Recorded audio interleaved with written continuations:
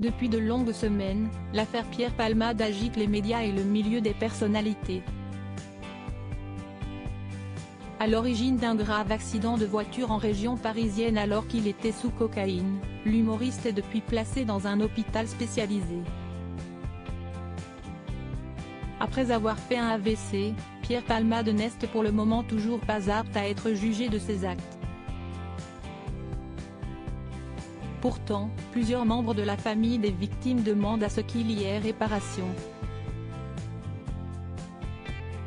Mais cela ne pourra intervenir qu'après un jugement qui aura forcément lieu ces prochains mois. De leur côté, les proches de Pierre Palmade sont divisés.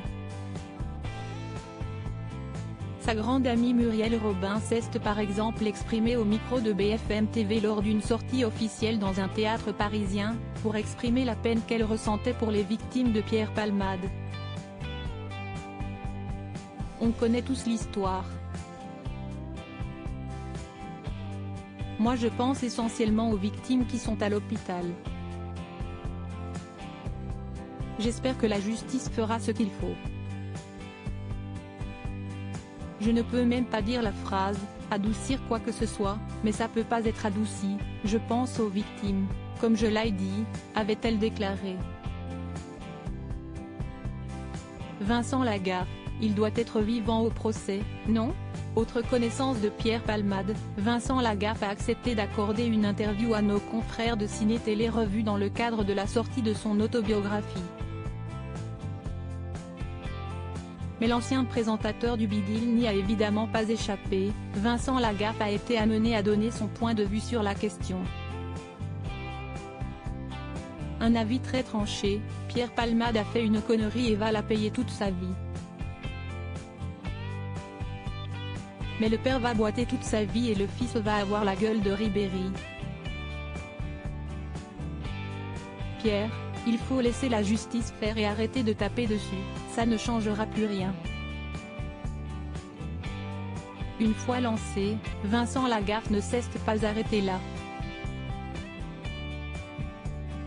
Professionnellement, ça va être compliqué pour lui, financièrement, il ne va pas s'en relever.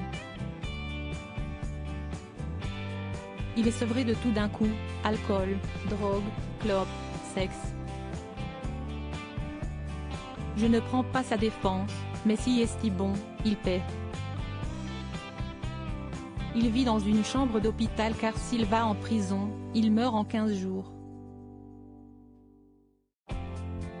Pour être jugé, il doit arriver vivant au procès, non ?